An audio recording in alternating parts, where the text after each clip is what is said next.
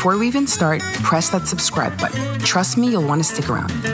This is Who Said What, where my sister Nira and I dive into life, culture, and the things that people think but don't say out loud. She overshares, I think before I speak, most of the time.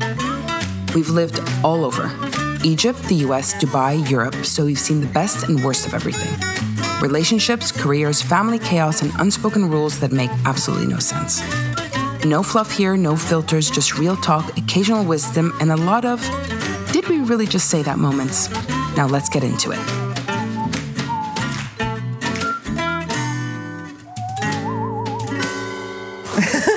Okay, today, thank you for being with us for another episode of Who Said What. I'm Heba. And I'm Nira. And we have today a special guest. We have Tarek Ismail, who is a lawyer, but who's become a restaurateur. And he launched the brand El Tour when he came back to Cairo, I think. Anyways, and so we want to hear about this whole story. And you've got lots of different outlets and restaurants and things, I think, going on. So we want to hear your side of the story. So we're here with Tarek, and we're very excited to hear that whole story, how you came. First of all, let us know how you did the shift from, you don't practice law, right? No, I stopped practicing for a long time now. Okay. So, but you lived in the US for a while, and you were practicing law there? Yes, I lived in the state, New York, actually, 7 years. And, I lived 25 years abroad, but 7 years in New York and 7 years in Canada, yes. Okay, so what were you doing there? And then what made you come here, and when did you come to Cairo? Yeah, I came to Cairo in 2002, and at the time I was a lawyer in New York. And the reason that I came back, I was involved or engaged to who was my wife afterwards, and she didn't want to live abroad, and I decided to try my luck here in Egypt in order to save this relationship. So you met her there? Well, no, we met in Egypt when I was on vacation once. Okay. That was another very interesting story. Yeah. Talk about that later. Long story short, I was in Hong Kong working on a deal. I got locked in the office for 2 weeks. I did not leave my office. The firm said, listen, travel anywhere you want. I hadn't seen my parents in years. I came to Egypt on a vacation, and that's how I met her. And we had a love story, and I decided to make that sacrifice at the time, and I came here. And I never regretted it. I mean, it was a good experience, and since then, I've been living in Egypt, yeah. So you went from corporate law, I'm guessing, right? Yeah. Where were you working? I was working in New York for a firm called Clifford. It's the largest firm in the world. I was very lucky to work there.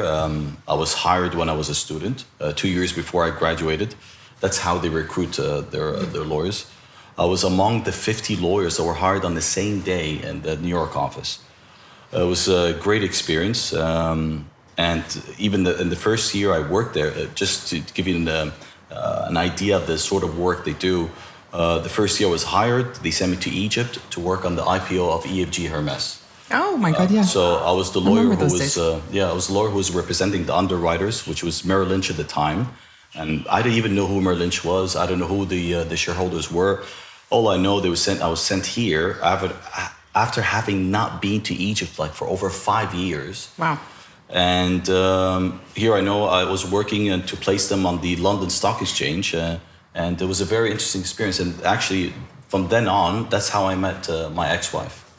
So tell me, but you're Egyptian, right? Yes. So 100%. How come you didn't come that often to Egypt? What made you stay away from Egypt for 5 years? Egypt. Yeah. Sorry. Yeah. Egypt made him stay away from Egypt. No, actually, my first undergrad was in AUC. Okay. And when I graduated, that was interesting. I left at the time.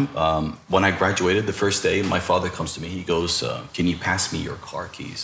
I said, "Sure." At the time, I had a Fiat 128. Oh, I love those cars. Oh my God. He sold. I'll never forget that day.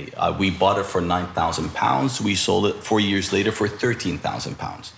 And I, like most other, young men, women in the country, I thought he would set me on my way. And I said, "Okay, you give me new car keys."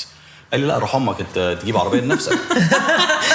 قلت له, "Can you give me money to start a business?" And he said, "No, you do that on your own." I said, can you give me an apartment? And he said, no, you do it on your own.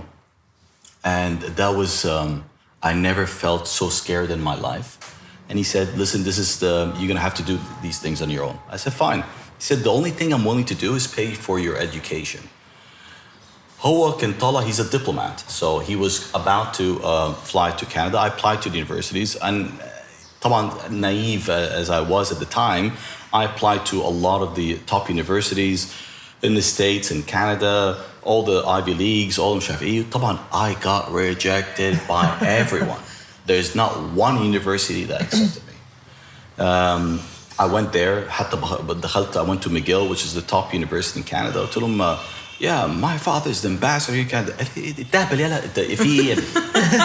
Go back. So I graduated in AUC with a GPA 2.4. Obviously, I'm not going to get accepted anywhere. And I had to do another undergrad.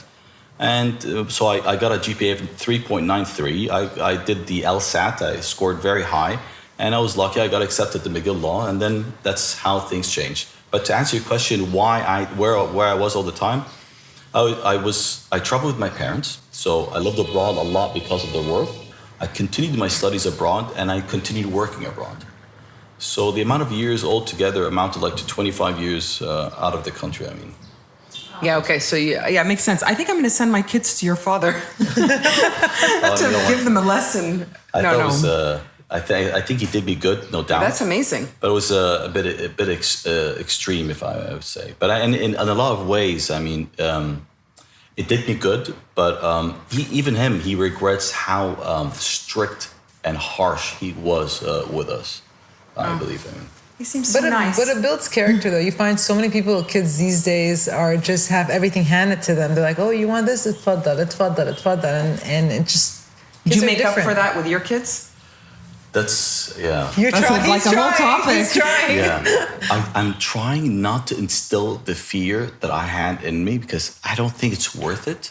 I mean, I shouldn't be fixated all my life about how to create wealth or accumulate wealth or live well. I think there's more to enjoy in life than just that. Yeah. And for a very long time in my life, I've been fixated on that. And I don't think it was really necessary. But there's a fine line. I think that I see parents nowadays, they try to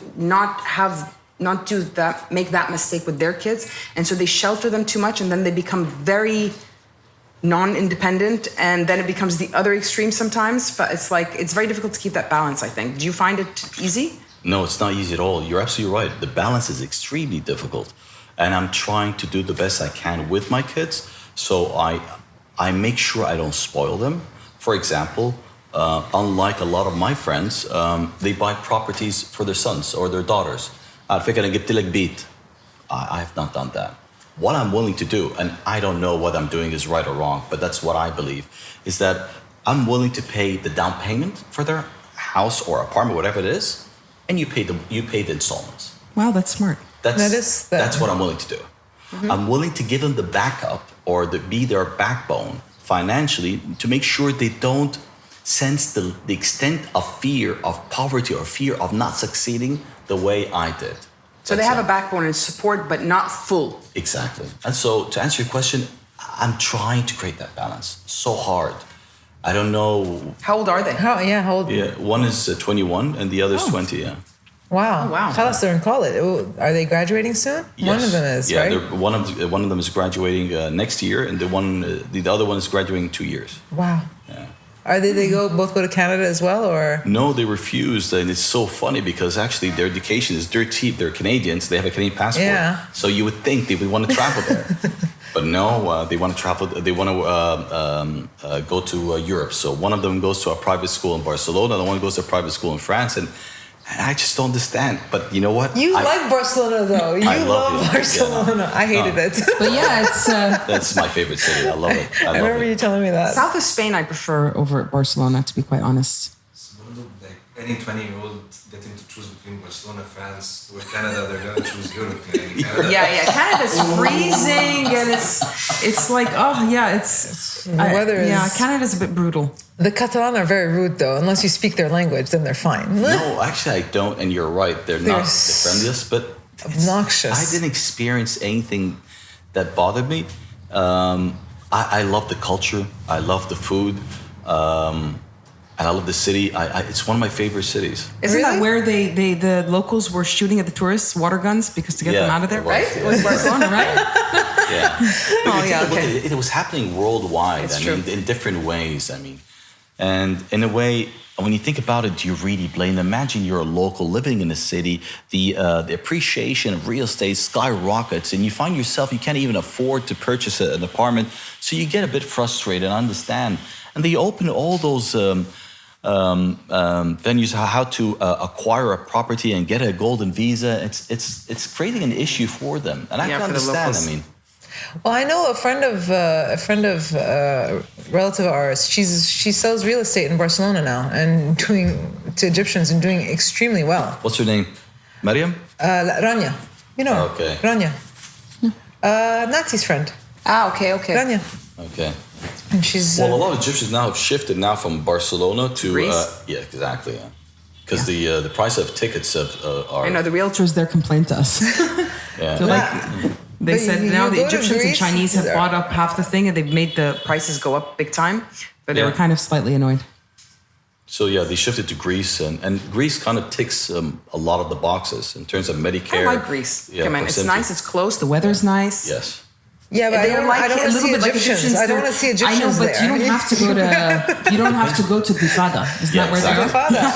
But you'll see them in Athens. Athens is not like it's a big city, but not that big. Oh. Yeah, but it's nice and they relax. You can chill there. There's nice shopping. There's nice food. It's nice. It's cheaper than most cities in Europe. It's cheaper than Cairo. Nira, it's like 30% cheaper than Barcelona. It's cheaper than Cairo. You know what? It's so funny. I was there actually 2 weeks ago. So my girlfriend and I were sitting down in a restaurant. It was Easter. لقيت الراجل بيعمل خروف. And I went crazy like a child in a toy store. And he goes, "Do you want a portion?" And I go, "No, I want the kharoof." He goes, "But that's going to be damn expensive." And I go, and I know because how expensive it is in Egypt. So I go, "How much?" He goes, €200. I go, "What the hell? That's cheaper than Egypt." It is. Bring me the kharoof. And then he brought me the whole kharoof. I have pictures. My girlfriend was going, "What the hell? How are we going to eat this?" So trust me. Basata? I ate more than half of it. Seriously? Yeah. And was it good? It was great. Yeah, the food's good there. Yeah, very good. The food is excellent there. And you're right. It's a lot cheaper than most European. Cheaper than Egypt even. And I had the taxi. I remember because we took the taxi from the airport to Glifada, and I'm thinking, okay, I'm like 5 minutes, 10 minutes. 15, 20. I'm like, okay. It was like took 30 minutes? 30 minutes. It took 30 minutes to get there. And I'm thinking, okay, no way we're paying less than 50 each. 23 euros. The total. Each? The total. It was a few years ago, though. I'm like, Habibi, أنت ممكن تدفع. You know what I'm saying? اتفضل. Pay away. But I was so surprised because Cyprus, for example, which is, we go to the Greek side, is the same prices as Barcelona. Yeah, it's expensive. It's going to be expensive. It's expensive. Yeah. And Barcelona, the prices went up, especially in the last 2 years. I would say went up like quite a bit. It wasn't like that. Barcelona was relatively cheap in comparison to all European countries. Yeah, well, I guess now that when it's filled with tourists and it's booming, I'm sure obviously it's. Oh my God, the Asians! I swear to God, you go to the Gaudi things and they're like, you can't take a picture because everybody is with their sticks and taking pictures of themselves. It was so annoying, actually. It was actually quite annoying, the amount of tourists in Barcelona. Just wanted to beat them over the head with that As a tourist, stick. I was irritated. And in the airport, at the end, there's one of the people there. I'm like, get the fuck away from me. I can't wait to leave the city. I'm like, you guys are so annoying. Move. She's like, but I'm like, you're not helping me. You're annoying me. Go away. Shoo. Yeah, but the amount of foreigners who are buying properties abroad, like, it's not just... The issue is not just Barcelona. It's also, even Montreal.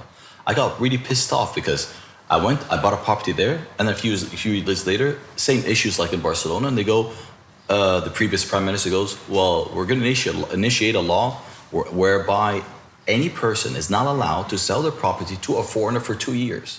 So imagine the value of the property, how it drops. You're not allowed to sell to a foreigner. So the locals are having issues worldwide. It is an issue. And I sympathize, but as an investor, you really get screwed. But these issues are happening all around. And in Spain now, they're ending the golden visa Greece now they're increasing. I think the minimum amount from 250 to 500 in certain places, certain cities. In other cities it goes up even to 800. Yeah. So before you know it, it's going to come to an end very soon. I mean. Yeah, this world's Are people moving to Portugal now? Are they moving to Portugal now? Portugal, I think they've hired Yes. it too, right? Though I think Portugal's kind of like now it's been there's an influx of people that came in. I think now it's starting to raise its way. Yes. I think it's not as easy as before. But Portugal is making it easy, not just on two fronts. One is the minimum amount that you invest. Still, less? Yes, it is. In addition to that, they're giving a lot of opportunities for people to go apply for the citizenship, not via financial investment. Oh. So a lot of people do, if you have a passive income of a certain amount, you can apply. Okay. And that's why you find a lot of Egyptians applying there now. Yeah, there are a lot of Egyptians there. Yeah. Joy. Yeah. But no They're direct flights infiltrating now, everything. which is an issue. Yeah. They stopped it. They had it for some time. Obviously, it wasn't working well, and they stopped it. So also having direct flights, like you were saying, it's a short flight. Now there's not even no direct flights. So Yeah. Okay, so tell us, when you came here, I have a question about being a lawyer. Sure. Sorry, I do have a question. So you studied law, no, I have to say, I'm like putting my hand up. I have to say, you studied law in McGill. yes, Can you practice law anywhere else outside of Canada and the US? good question actually. Well, Canada and the US law falls down into two kinds of laws. There's civil law and the common law. Okay. The States follows the common law. France, Egypt, they follow something called the civil law. Okay. Now, McGill was quite unique because McGill is located in Quebec, which is a French province. So McGill was offering the civil law and the common law. Okay. So I applied to both. I graduated with both degrees, which allow me to work in the States or anywhere else, like So you can Egypt. work here. You can be a lawyer here if you Well, wanted you to. have to do it's something called the muadla, and I Okay. got screwed when I did that. When I came back to Egypt. Well, I'll come to that. But to answer your first question, yes, graduating from Canada, you're allowed to work in the States. They always take all the top students they can to go work in the States. The States is more attractive because the salaries are a lot higher. the States. Yeah, by sure. far.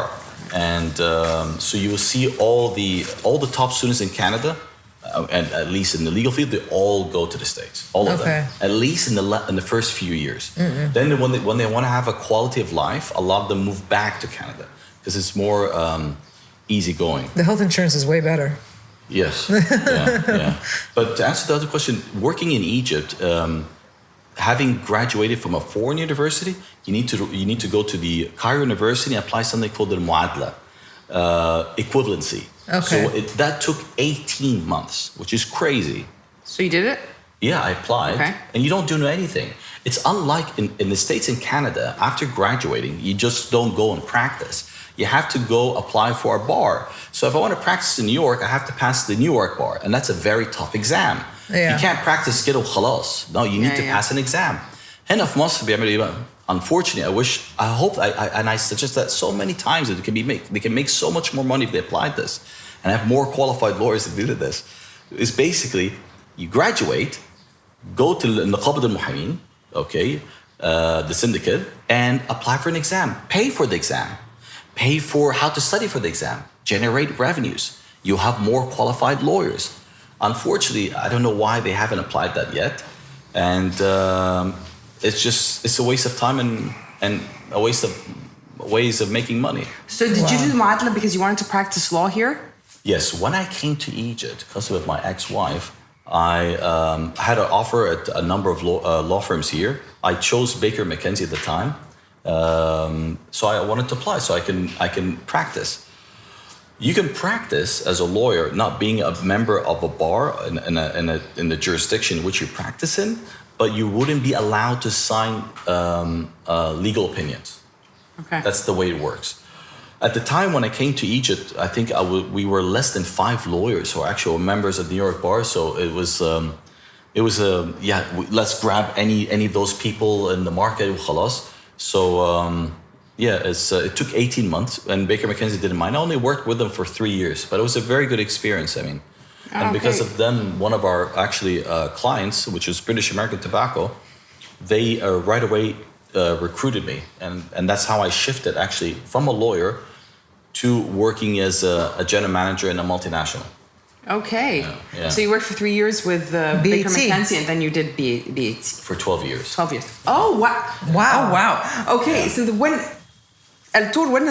did you go into the food business? Because I thought it was law and then food business. Oh, no.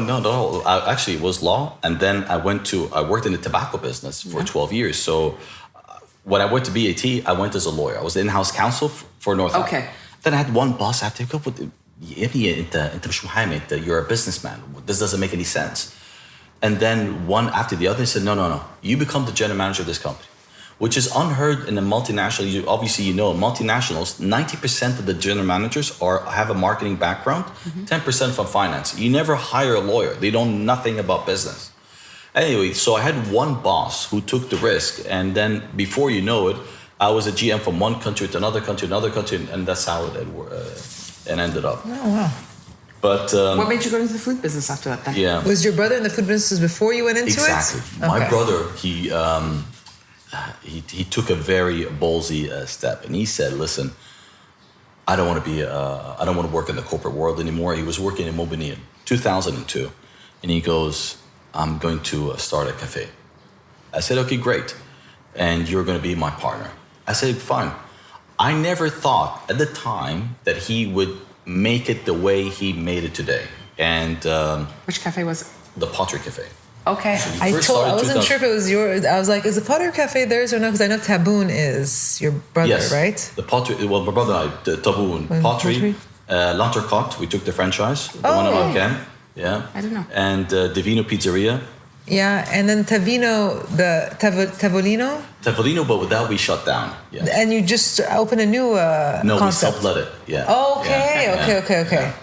And that's it. And Kemet eats a Toria, basically. Yeah. So that's why I got an F&B. So he decided he wanted to start this. And as an investor, I said, fine. So I never even looked in any document for over a decade. So I don't care.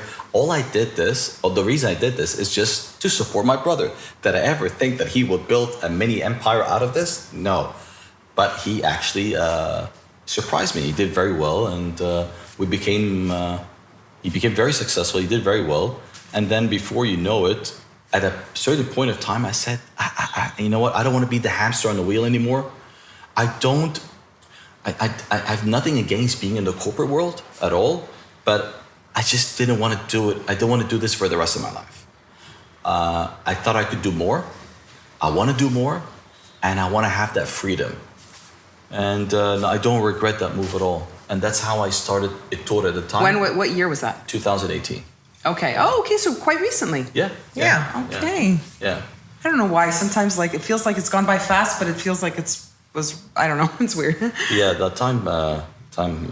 And so El Toro was you alone, or was it with your brother? No, him and I, we are partners in everything, in all the brands under the F&B umbrella, and but different percentages depending on the brand. Okay. So it's the only brand that I manage, but it's not. It's not the main thing I work on. Everyone approaches me thinks this is the main thing that you work on now, which is actually not really, because it's like 5% of what I really work on my day-to-day work. You mean El Toro? Yes. Okay. Yes. So that's only 5%. Okay. Yeah, but El Toro basically.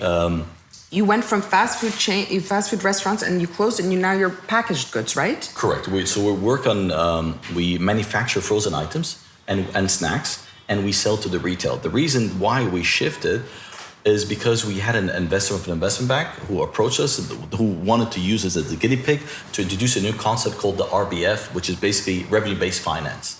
Long story short, they don't take equity. They take a percentage of the revenues for a duration of the contract they sign with them, which was very interesting. And they said, shut down the restaurants, focus on the retail. And actually, they were right, even though I was stubborn in the beginning, but what they said made a lot of sense because it helps create value to the company. And they were right. So. But most of your stuff is actually fast, like restaurants, and then this is the only one that's a product on a shelf. Correct. And Divino's Pizza. El Divino's Pizza is also frozen. Yes, right? actually, yeah. You're absolutely right. You can get it frozen. We manufacture for them, and we sell their products for them. Yes, they're only their pizzas. You're Only absolutely the right. pizzas. Yes. So which one do you think is easier? The restaurants or the Frozen. Frozen, yeah. Of course. Easier. Yeah. You know, it's less labor.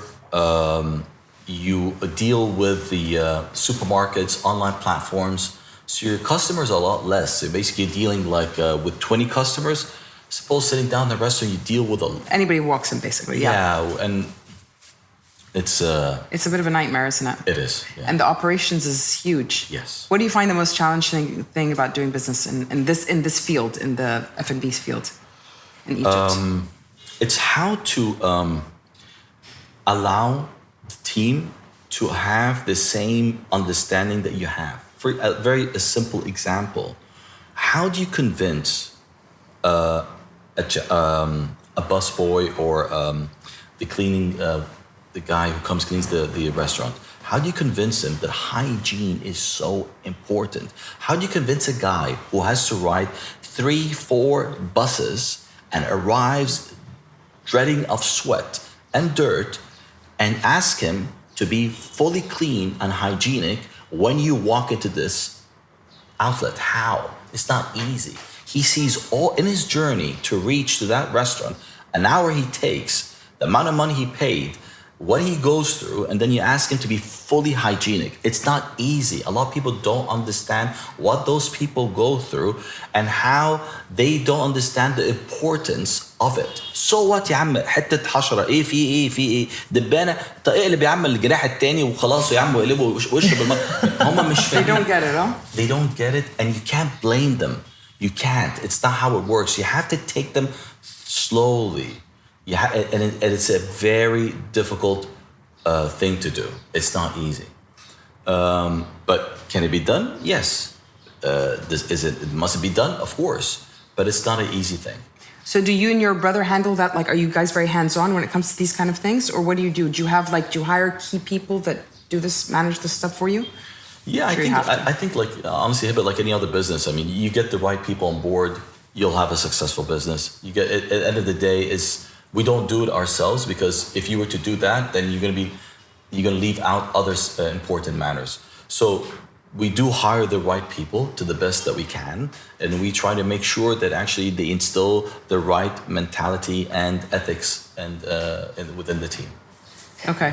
And what's his name? It's like what Bartlett said. You hire the right people to do the job. That's the HR, because he said HR is the most important thing, because you have to hire the right people. But to find the right people sometimes. But Stephen Bartlett also is talking about absolutely. He's in Europe. It's so much more challenging here. I find the turnover of people is so high. Like when we were doing the 4 Fat Ladies, I was like having mini nervous breakdowns the whole time. It's just like the whole time is like you get somebody and then they're good marché and you like invest in them, you want them, and then they want to leave, or or you catch them stealing. Yeah. I've had some weird shit happen to me. In the factory, because she worked in the store and I was in the factory. The factory, when it came to hygiene, everybody was on point, like super, like. Yeah, but you know what? I guess my brother's a lot better at that than I am, dealing with the operation, dealing with the people, because he follows the Machiavelli concept. Whereby fear me and love me. Yes, okay, like my mother. Yeah. She's very good at that. I hate saying that. But it's true. I know. I mean, if they don't fear you, and in the sense of, I'm not saying being unfair. You have to be strict, fair, assertive, very fair, and by the way, we are a very emotional society. So, for example, we had an employee recently. He got hit by a car, and he wasn't working at the time. Now, what did we do? We continued paying his salary as if he's an employee at least for the next decade. What did the rest of employees do? They respected that. Yeah. That was very important. They didn't throw themselves in front of cars after that? Like a whole decade?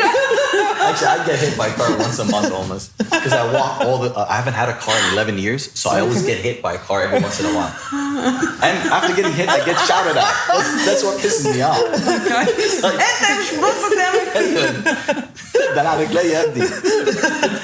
This is metal. This is flesh.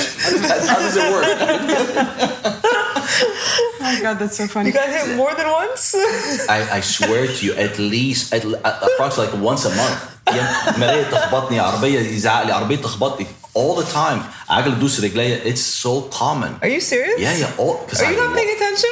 I walk all the time. I pay attention when we cross the street. مش عايزين يقفوا. They don't want to stop. عايزيني أجري. أجري ليه؟ هو أنا حيوان أجري؟ في أنا معدي. Oh God, that's so funny. So basically, your brother handles the operations more, and you handle more. What? More the corporate stuff, acquisitions whenever there comes across. What acquisitions have you done lately? Well, we're working on one franchises like the one we had like L'Entrecôte they have in Arcan. All the corporate structure deals I work on. That and we're working actually on a very big deal right now that I can't really disclose. Hopefully, if it goes through, that's going to be very another Exciting? Another franchise? No. Okay. No. We don't do franchises now with the issues with the repatriation of dividends and the shortage of forex is an issue now in Egypt. So we're already facing a lot of issues with the current franchise we have. And What current franchise do you have? L'Entrecôte? L'Entrecôte. Yeah, L'Entrecôte. That's right. Yeah, that's the only one that we currently have. Okay.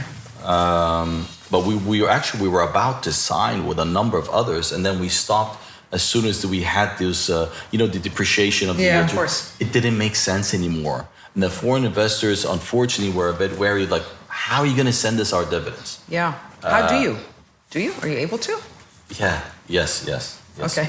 You don't have to. We can't talk about it. We can't talk about it. They do get the dividends about. But okay, so it's L'Entrecôte. But so how many brands do you have?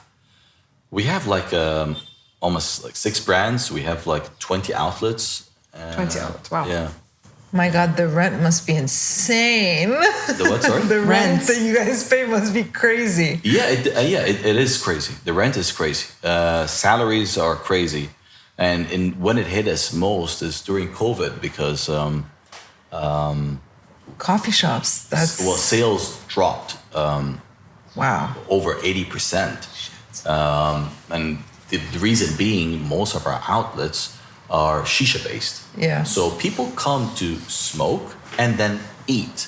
They're not going to come to eat and then maybe smoke. So that hit us hard, and we had to make a very tough call. Are we going to continue paying the salaries during those tough periods when the revenues have dropped over 80%? And that's where and we don't know how long is it going to last. We're facing.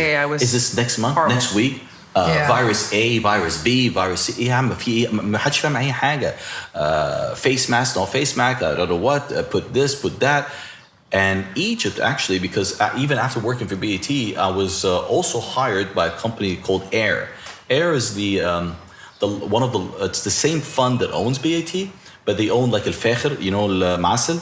Yeah. They own Al Fakhr, they own Okka, it's huge. It's a huge company. And they hired me for 3 years during COVID to supervise their work in the Middle East. What was very interesting, even though Egypt is one of the largest consumers of Masel, we had Masel banned longer than any other country in this planet. Really? By far. Oh, wow. Banned more than any other country. And I don't understand why. I don't get it. Yeah. Al-Emirat, Saudi, all those countries reintroduced shisha way before we did. Oh, I didn't know that actually. I didn't know it was banned for that. For that long. For 3 years. 3 years. Because of COVID. Yeah. Maybe you didn't know because there were certain outlets, certain lounges were allowing the smoking of shisha illegally, and that's not right. But legally speaking, and we can't open because most of our branches are through credible, malls and so on. So we can't introduce shisha illegally, and we wouldn't anyway. But a lot of others did, and that's why you probably didn't realize that. And I don't smoke shisha. Yeah. So I wouldn't have known. But I remember that there was that Baladi Ahwa that's in front of the mechanics here in Zamalek. Oh, okay. In front of the car maintenance place. They used to have the curtains up and you see people behind smoking shisha, like behind these like makeshift tendas and stuff like that. So and Egypt also it's quite unique because the consumer behavior here is quite the opposite of Saudi and Iraq and most Arab countries, whereby 80% of the smokers here smoke in lounges. There, 90% of smokers smoke at home. So they weren't impacted with the consumption of shisha. It's quite different. Ah, okay, yeah, interesting. Yeah, I think there's a whole culture that revolves around the ahwa and having smoking shisha here, which is very, it's very nice. ومعسل اسود بقى كل الزباله حط يا ابني حط. By the way, I used to smoke shisha sometimes. Remember when I used to have a friend of mine who smokes, or boyfriend or something? But even Mark was telling us. Like 20, 30 years ago now. But Mark was telling us Zaytuna. Was it Zaytuna, the Lebanese? Mark, the Zaytuna, the Lebanese restaurant they opened at IRG, Casper and Gambini. Yeah, was it Zaytuna? Forget. And there was Zaytuna. It was doing badly until they introduced shisha, and then it did well. And maybe we should have introduced shisha at Four Fat Ladies. with your salted caramel brownie, have a shisha. We should have made flavored salted caramel masa. No, if you can do without, it's better. Huh? If you can do without, it's always better. I mean, day smoking is never good for you. But I mean, shisha is quite interesting because it's a way to meditate. It's I don't know. Really? But shayish, obviously, you like to smoke shisha? I smoke two things. I smoke cigars and I smoke shisha. I never smoked cigarettes in all my entire life. But shisha is like you're sitting down in public, watching people walking by. There's a vibe, Yeah, and you meditate. You make me feel like wanting to go out and smoke shisha. And cigars, I like smoking at home when I'm alone. I don't smoke in public. Like to go back home. 1 hour before I go to bed, I like to unwind. I switch on my cigar, I watch TV, and that's it. What do you watch when you're smoking a cigar? I watch series. What series are you watching these days? Because the cigar feels like a whole Godfather moment here. So what do you watch? What kind of series did you watch? I just finished 2 days ago the Rings of Power. Oh my God, I couldn't get into it. Why? Who is that? Where is that? Lord of the Rings, but you're not into Lord of the Rings. Lord of the Rings was better, yeah. You know, okay, it's like Lord of the Rings. And I was just talking to Mom about this. Anna, for me, Lord of the Rings is just epic, in my opinion. They're like, these 3 movies are epic. Yeah, I love those. Why are you trying to create a pre-story to it? You know what I'm saying? I don't give a shit how they made forge the rings of those rings. I don't care. Money. It's like exactly. Game of Thrones. It's like Everything the House of Dragon. No. I don't give a shit how the Mad King went mad. Yeah, I like those spin-offs. They're annoying. The series, you know what I'm saying? But I don't want anything. No prequels. I hate prequels. Sometimes they're not bad. Like Star Wars, I mean. But did you think Rings of Power was good then, or was it? I thought it was okay. I expected it to be better, but I mean. No, but Star Wars is different. Star Wars was 9 episodes. Was written as 9 episodes. He just did the 3 in the middle because he couldn't do the 3 before or the 3 after. That's true. So it was, the whole story was there. This is Lord of the Rings. Tolkien wrote Lord of the Rings. He didn't write the before or the after. It's just those. And so they're creating something before with, I don't know, that series is, the actors are epic. The story is epic. To create something before with the actors, this was the father of Daenerys. I'm not interested at all.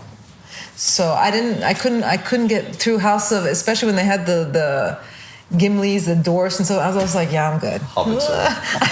I just couldn't. I really couldn't get past it. I'm just like, No, I expected it to be better as well. I did. But I watched Rivals, who my sister refuses to. Have you seen Rivals? No.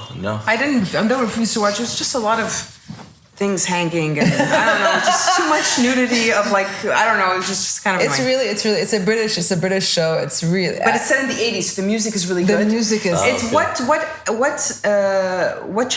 channel? What do you call it? I watched it on Disney Plus. I watched it on Disney Plus. Okay.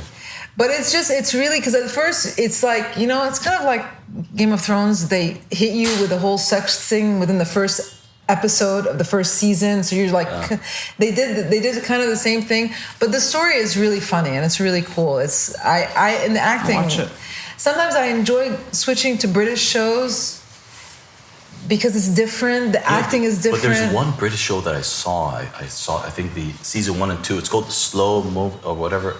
Slow Horses. Yes, that's a great. That is very good. But the first season is good. The second season became like. That was great. I loved it. It was very good. And Marcello was really good. There's some detective shows, British, that are really good. Yes. Marcello is really good. I'm now on the whole. I'm watching the 4 seasons with Tina Fey. It's all about relationships and marriages and divorces and all that. I'm always like, that's a copy of I was watching it with my husband. I was like, don't you relate to that? He's like, huh? What? I was like, okay, fine, whatever. Anyways, but yeah, I was really. And I watched Havoc, which was a horrible movie.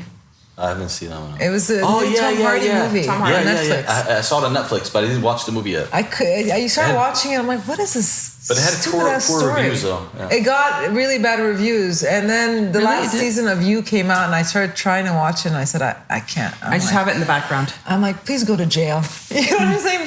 Please catch this serial killer and throw him in jail. I couldn't anymore. I was like, let me switch to something a little bit more fun and light. I want to ask you though about something like. How is it working with your brothers? Do you have any conflicts? Because Nira and I, we love each other. We never have conflicts. So just wondering, how is it with you and your brother? You know, a lot of people ask that question. And I think I'm blessed in many ways. My brother and I... Is he older than you or younger? He's age-wise, he's younger. Maturity-wise, he's older. He's younger? Yeah. Oh, yeah, hey, I'm so sorry, but you don't seem younger than your brother. No, because his mannerism, his level of maturity... I thought he was older than you. Yeah, everyone thinks he's older than I am. And for right reasons, probably. Wow. So we're born 1 year apart. We're born on the same day. So you can call us like semi-twins, so if you That's wish. so interesting. Yeah. Born exactly on the same day. We're best friends before anything. Before even being partners, we've always been best friends. We've always had each other's backs. Through our history, we went through very difficult times, and every time he needed me, I was there. Every time I needed him, he was there. In terms of allowing this partnership in our work, allowing it to work properly without any issues, it's quite simple. He deals with his projects, and I'm a silent partner in his. My projects, I work on them, and he's a silent partner in it. Ooh, that's a winning formula. And the percentages are always split, clear.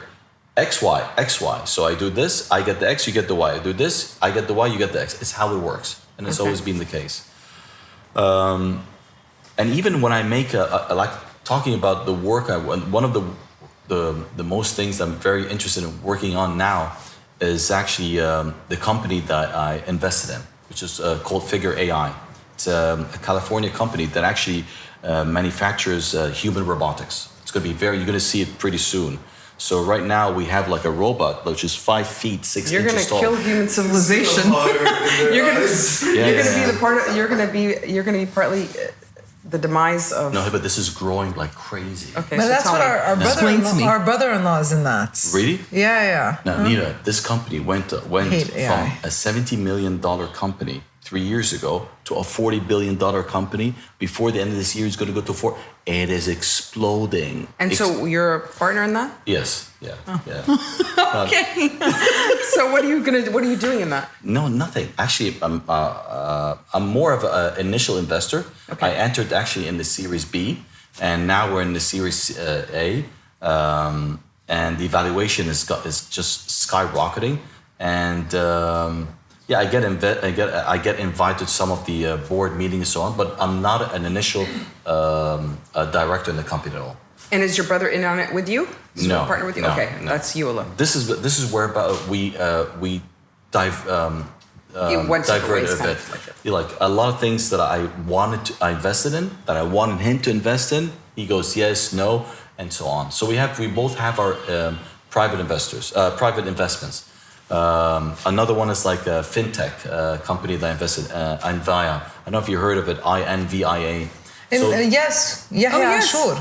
Yeah, sure, yeah. He's my best friend. One of her best friends. Yeah, he's the one that's... So I'm also one of the angel investors in that company. Okay. And I work with them quite a bit. And هو أحمد زينهم وعمر كمال وبمجد. The 3 partners. I'm very proud of that investment. So you are really a big entrepreneur, and you like to invest in different things. I enjoy it very much, yeah. And you get involved in it, or you just kind of... for example, in Vaya, every once in a while, can we run this by you, and so on and on. And I prefer not to, but when they're close friends of mine, So I was actually the first investor in that company, the first one, who helped actually them to drive more investments in. Because a lot of people were hesitant when they came up with the idea at the time. It's a fund for a specific industry. Well, What is it I always anyways? They forget. initially wanted to do RBF because they're the ones who introduced RBF into Egypt. What's You remember RBF? The revenue-based finance concept, where you borrow money, but not based on equity. Okay. So they go to your company and they tell you, listen, we're not going to take shares. We'll give you the money. You do well, we'll take a percentage of your revenues. Yeah. You do well, you do bad for a certain duration, a period, a term. Okay. And then we're out. Bye-bye, and that's it. Okay. And they work, actually, what they do now, they do a health check to your company. They tell you, okay, listen, Heba, Nira, okay, your company is doing so well. And they help you understand the finances of your company. What's the finance situation? And they can help you get funding if need be, if it's the right thing to do. So those are the kind of services they provide. I foresee, actually, that fintech, I believe, if things go well, they should not be anything less than EFG and Beltone and so on in this country. You have very smart young investment bankers behind this company, and I'm basically betting on them. Oh wow, That's it. I had no idea. Yeah, there's a lot of potential here, I guess. There is a lot of potential. A lot of smart people. And I think a lot of people that start businesses need that kind of support and information. And like because I'm starting a new thing, that's why I ask, because I'm starting obviously a new bakery and stuff like that. So it's how do you go from baking from home and growing and stuff like that without, I think in a lot of businesses it's not easy. I was asking about Endeavor. It's not easy. No. Starting here in Egypt is not easy because getting loans is impossible. So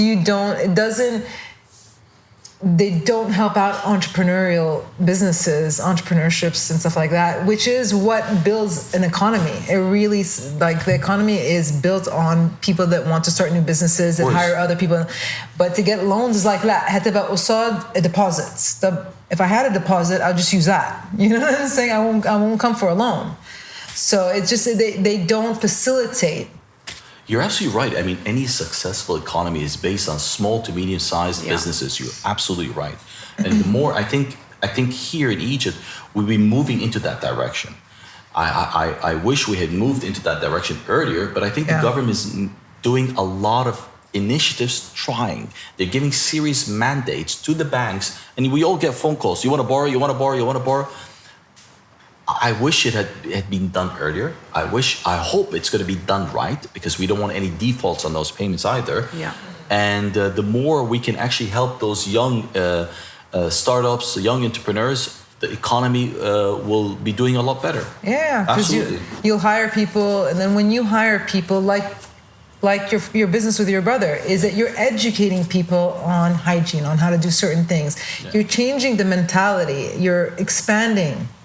What they know, what they don't know, it's super challenging, but it's so challenging.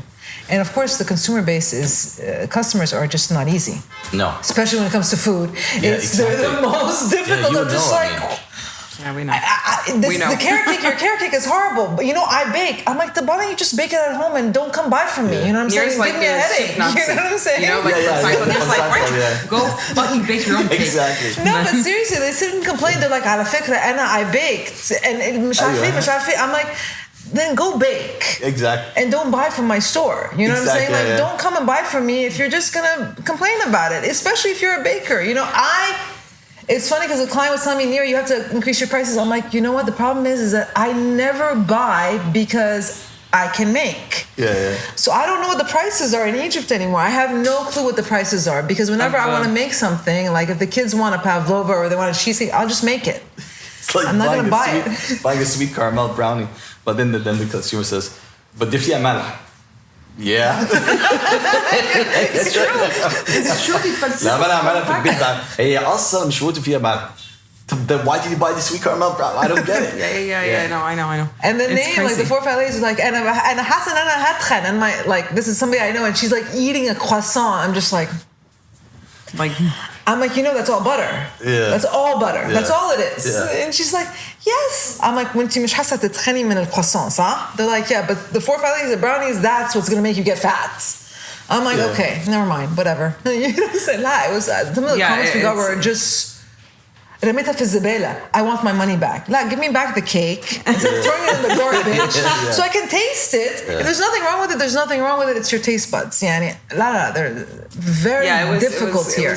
It was interesting though, because I think it was very interesting those few years, because I used to, it was kind of humorous. I felt it was kind of funny, the comments I would get, and then you know, I like, you get the call that معلش أنا عايزة أنتي زي أختي ولازم أقول لك بقى. You know, it's like conversations. I'm like on the phone with this I don't know what they're going on about. One guy was telling me, went on about the name, the four fat ladies. قال لي بصي معلش يعني الاسم ده وحش قوي وانا خبير في الماركتينج على مستوى العالم. Yeah. This is the worst. Yeah, I get that all the time على الدور. يا ابني خلاص ما تخشش. They said that. Yeah. طب I'm sure you get this all the time. Why 4 fat ladies? Yeah. Why مش yeah, I'm sure يعني the waste of time and the waste of effort, it's just crazy. One time I was in the bathroom and somebody was like, the friend of mom's introduced me to this woman. She's like, hey, when we had just started, it was a wedding. فتحوا 4 fat ladies. 4 fat. ليه فات؟ لا ما ينفعش لازم تقولي the 4 thin ladies. قلت لها حضرتك هم هيفهموا ان ده diet and it's not diet. I go to the toilet, there's a little thing open so I can hear, and she went on for 10 minutes like while I was in the toilet bathroom going on about how bad the name is. I'm just like, I can hear you, I can hear you. You know what I'm saying? You're in the toilet with me, Habibti, trust me. But I said I like the name and you don't have to like it. But it was just, that was a whole argument on its own. ليه الفورفات؟ الفورفات, and then it became الفورفات. أيوة بعدين everyone wants to give their 2 cents. They have to. Why? They have to. Why? I think it's very much part of the culture. I feel like they cannot just be like, this is good, نسيب على كده. Like, there has to be some little comment or some little, they want to put in their... Exactly. I need to leave my mark on you. It's not even constructive criticism. This is not constructive. I know. I know. And then some of the comments you get are pure nasty, like full on, like, I don't know what these girls think they're doing, but they do not know how to bake to save their lives. They should go back to what they were doing before. But by the way, now in the world of in the world of social media, the comments are like more nasty than not. But I think it's normal. It's like you have to be complacent. You have to be numb to it. Yeah, exactly. You give voices to people that, you know. Is there anything in your businesses that did very well that you didn't expect to do well? Like, let's say like what comes to mind for me is like the fava beans. Fava beans that like the wasabi flavor, like certain things do. Yeah, well, actually, it's interesting. I think a lot of things I've done, I never really expected it to do that well. My investment with my brother in F&B, I didn't expect it to grow that fast. The fava nuts was very interesting because the only reason I came up with this idea was actually to help the restaurant business. That's it. I never thought it would actually do well. I thought it would be nice to have, for starters, here you go, you have Ittor restaurants, and then you find something that has an Ittor brand in all other supermarkets. It would help to create equity to the brand. Yeah, it was very unique, obviously. It was unique at the time especially, it was very unique. And actually, I don't know, it was new. So, and then all of a sudden, I get all those investors banging on the door. What the hell is this? What is this? La. Shut down all the business. We want fava nuts. And it seemed like the focus was on fava nuts. Even when the investment bank came to invest in the tour, their main reason, actually the bank that Yahya Shur used to work on, because he's the one who came, we want fava nuts. Focus on fava nuts. Forget about everything else. And what's interesting right now is that we're changing the whole fava nut concept. We're going to come up with smaller bags, smaller portions, and more affordable prices where you'll be able to find them actually even in kiosks. Oh. So we're targeting all the coffee shops. Now you can find them at Starbucks. You can find them at Homes. We're working now with Cilantro to introduce there, and Beano's and all the other coffee shops. Then we move on to some of the hotels and gyms, but we're going to change the packaging altogether. Be smaller and actually very friendly to the youth, to the kids as well. Okay. So you could put them in their lunch boxes. Oh, yeah. Instead of taking a bag of chips, take a bag of healthy snack. It's a healthy snack. Exactly. And that's what we want to. That's the change or the transformation that we're going through right now. So we're finalizing the design in 2 weeks. We already bought the machinery that allow us to produce thousands of bags within an hour. And hopefully it will work out. I'm really, I'm wishing for the best. Well, that's great. Yeah. How's the beef jerky doing? The beef jerky, actually, it is so difficult because I had to import the machinery. I can't find any dehydration machines in Egypt. They don't have it. They have them for vegetables, but it's crap, but not for meat. Okay. So I had to import those machinery from abroad, try them out here, and then the maintenance is a nightmare. Sure. Somehow they're doing very well at Gourmet. They're doing everywhere we sell them. They do well, but the concept of jerkies is still not known. I mean, it's not very a very few Egyptian people. concept. Yeah. It's a very like I think people go to Gourmet. But I thought people would like it here. I know, but it's a very American concept. Yes. It's a very Western, especially U.S. concept. You know what I'm saying? Exactly. Yeah. I want to eat a beef jerky, and you're like chewing on it. You're like, kind of a thing. That's why the fava beans work. The fava works very well because it's something the Egyptians know. They understand. Yeah. It's a very nutrient base. It's a healthy vegetable base, protein base. Yeah. Food في الآخر. Yeah, food. Yeah. So, tell us. I don't know if you want to talk about this, but of course it's very important because we have to talk about personal things. Sure. You know,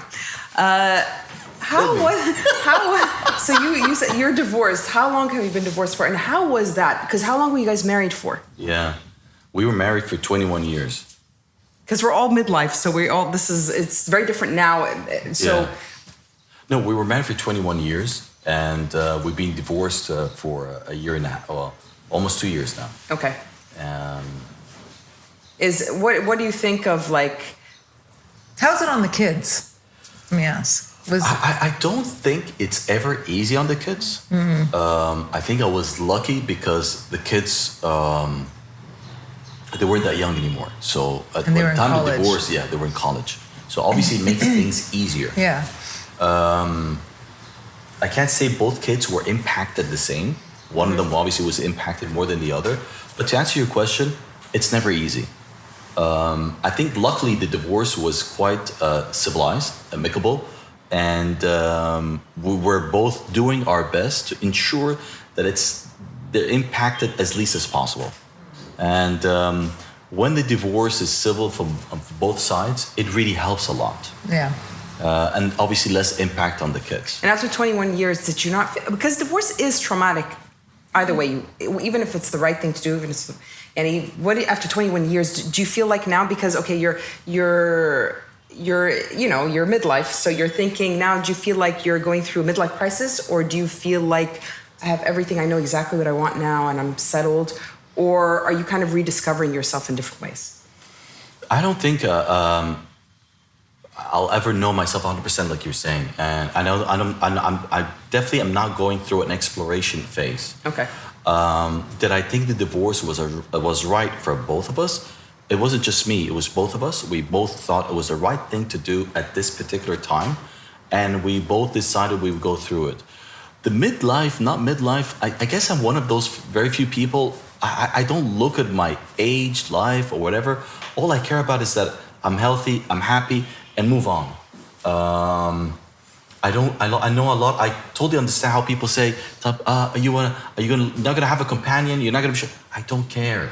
I just want to be happy. Yeah. I think my exploration, if there is one, is about ensuring my happiness.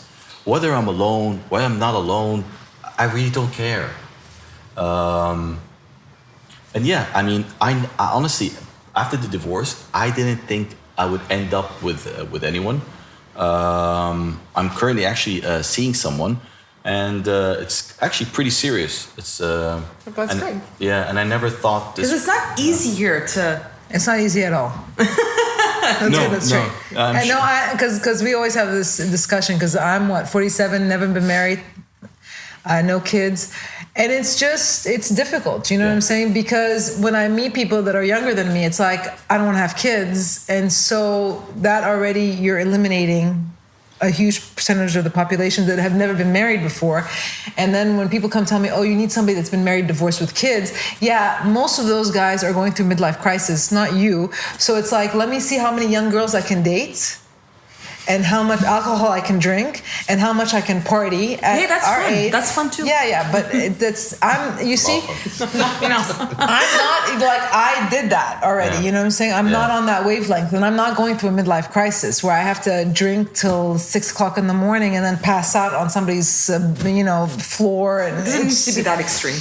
no, trust me, it is that extreme. Like I have most of the people I know, a lot of people I know, which is why is they party till 6 o'clock in the morning, and I'm like, yeah, midnight. I'm tired. I want to go home. I just want to sleep. I want to go out for a drink or something, but I don't.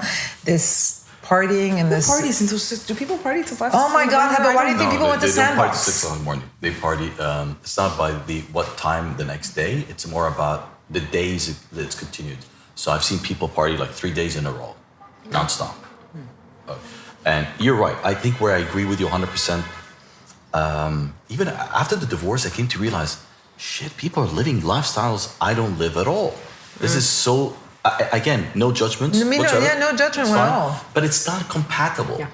And I was just telling my girlfriend, I told her, you know what? I find myself so lucky that actually our lifestyles are very similar. And it helps a lot. It does. And I look around, people have evolved. A lot of people have fallen that pitfall one way or another. It's like, no, we go out, we party, after parties. Okay, fine, but I mean, I can't do. I mean, I could do this once every couple of months, but this cannot be part of my life. I do this Exactly. once every 6 months with a friend of mine, with a very close friend of mine, and it's so much fun. No, once every 6 months, yeah.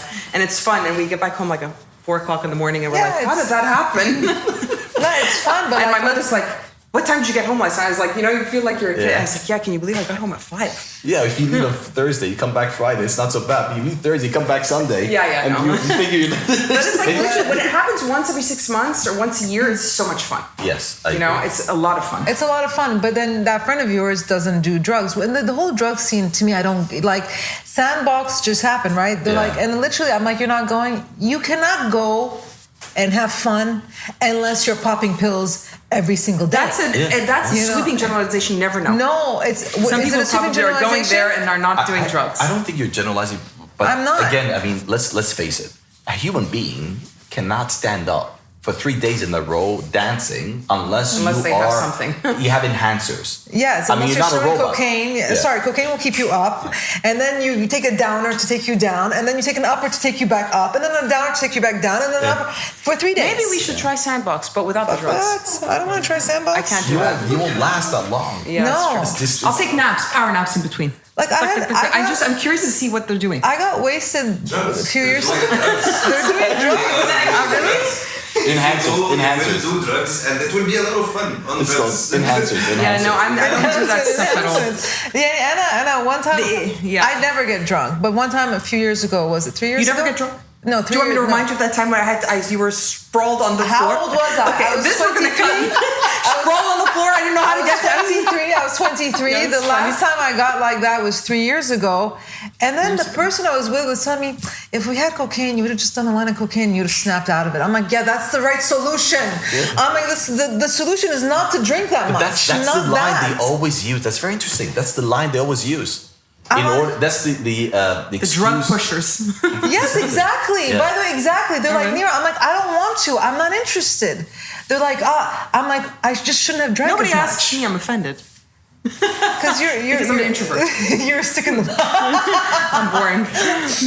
But it's not, so I know for me, like this, I'm not on the same wavelength. I'm No, but really now not vibing. at my age now, if I drink like that once, like if I drink once every 3 months or something, Takes me 3 days if I to drink recover. too much, it takes me like 3 days to recover at Yeah. least. Not like before. It used to be like No. you could go like every day, Exactly. and it's fine. And I like yeah. drinking when I'm outside of Egypt, not here. You enjoy it more. I enjoy it more because Yeah, the drinks are, I first of all, can they're proper understand. drinks Yeah. But at a then- reasonable price. Yeah. And I don't want, and I'm honestly, I don't want to be. I love Egypt, but sometimes when I don't want to be around them. You know what I'm saying? They ruin my vibe. I don't have fun anymore. It's like, ugh.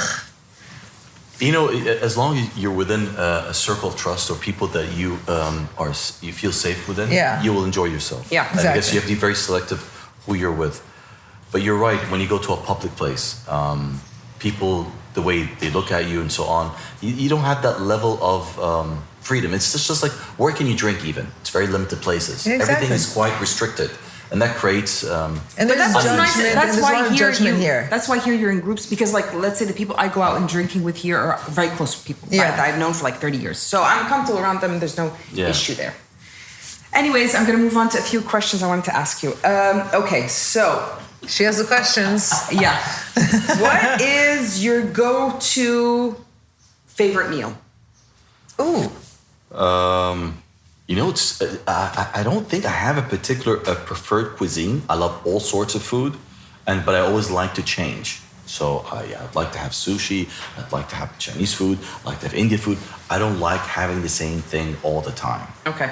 So there's not one particular thing. Thank God you're not vegan and you're not that. No, of course not. Okay, thank God. And I'll eat anything. And if you tell me, you were going to have that kind of meat that no one would ever even consider, I'll eat it. Yeah. So you're adventurous with food. Yes, absolutely. Yeah, so am I. I was very adventurous, though. I got really ill in China. I was very adventurous with food, but there's something, I don't know what it was. I think I got a virus and I got this horrible fever, 42-degree fever that wouldn't go down for 5 days. And I think there was something about the food there that didn't settle well with me, but because I didn't have any other symptoms, but I just was the water deadly is sick. Nasty. And I tried everything there. But yeah, I tried almost everything in China, and I said, "Yep, not doing this ever again." I mean, chicken claws is not easy to eat. I didn't eat those chicken claws. No, I didn't eat those. That's nice. But I had something I never encountered before when I stayed 4 months in Hong Kong. It's called the explosive diarrhea. Unfortunately, I never reached the toilet in time. And I had to do a lot of cleaning every day for 4 days. Oh my God. Seriously? Yeah. Me and 2 other American lawyers. Obviously, I was able... Sorry, for 2 days, I was fine. They lasted for 4 or 5 days. Obviously, my immunity was a lot higher. Because we're Egyptian. Yeah. And we have antinan. Yeah, but 2 days, that didn't help very much. Really? Yeah. I suffered a lot. I mean, that was so embarrassing. I did not leave my apartment for 2 days. It was that bad. Oh my God. And explosive diarrhea is not just... It comes with noise. Oh my God. This is like a... Boom, boom, boom, boom, boom, boom. It's like, what the hell just happened? Oh my God, that's so hilarious. I'm guessing you weren't... Oh, you were alone. I was alone. You didn't have a girlfriend with you at the time. No. Like you had somebody with you in that apartment. No. This is over. And I did the cleaning myself too. Oh my God. Okay, and then what do you think is the most overrated trend in restaurants nowadays?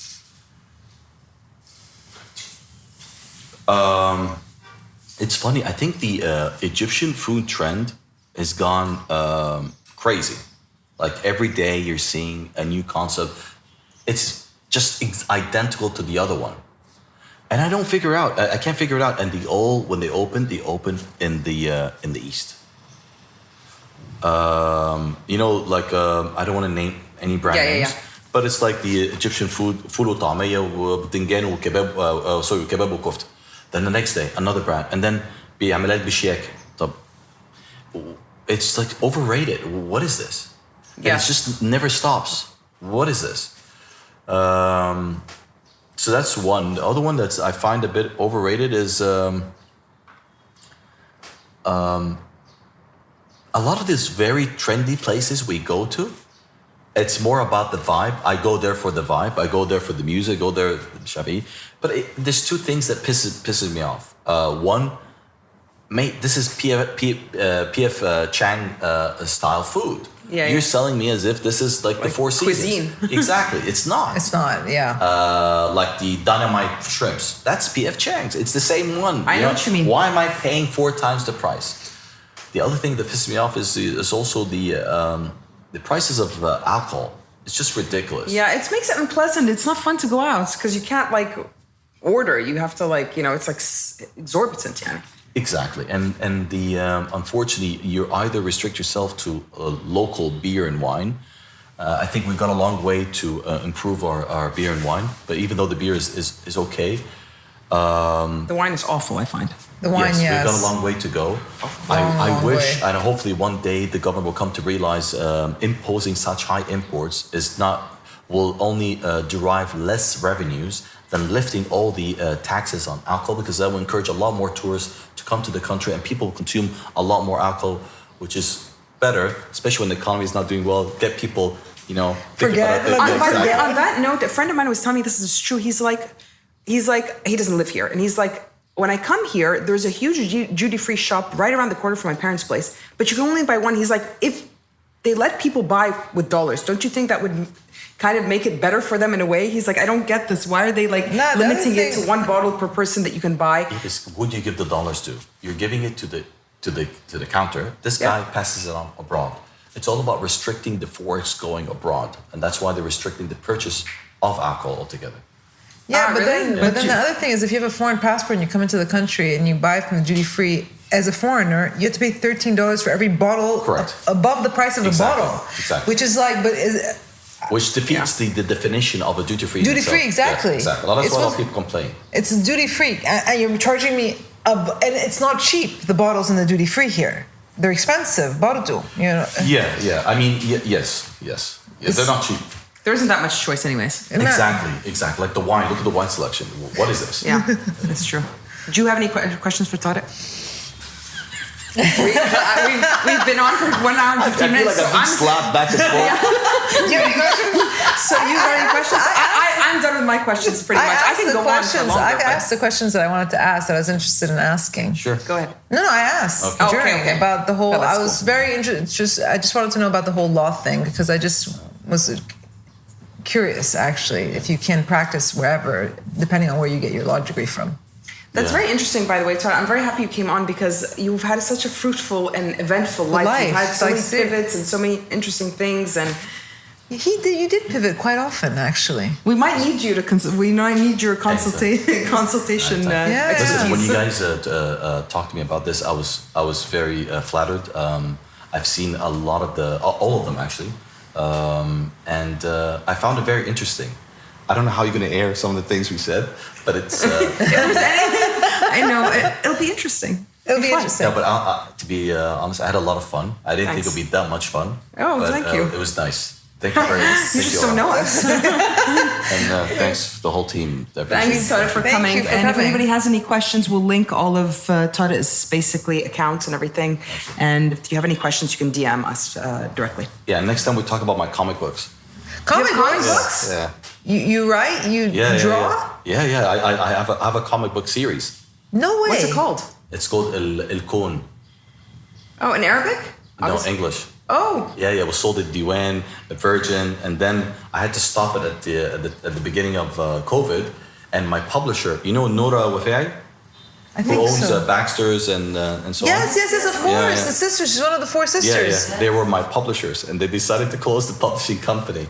And actually, they brought critics from different parts of the world to criticize the comic book. No and way. the ratings were like amazing. I'll send you copies. I need to go buy it. It's all finished. It's not there anymore? No, I stopped. I actually even finished it, series 2 and 3, but I haven't published them yet. So you got to send it to us. I have to find the publisher. I have to resume the whole. This is my only hobby. I mean. Wow, that's so interesting. I want to read it. No, I'll send it to you. Yes, definitely. Wow, that's another thing. You're just full of surprises. Well, maybe we'll have you on again. I'd love to. That was a lot of fun. Definitely. Thank you so much. Thank you so much. Until next week. Thank you very much. Thank you. Okay, that's a wrap. If you're still here, you must have enjoyed yourself, so subscribe and leave a review and share this with the one person who needs to hear it. Find us on Instagram for behind the scenes on what's coming next. See you next time, same place, same chaos.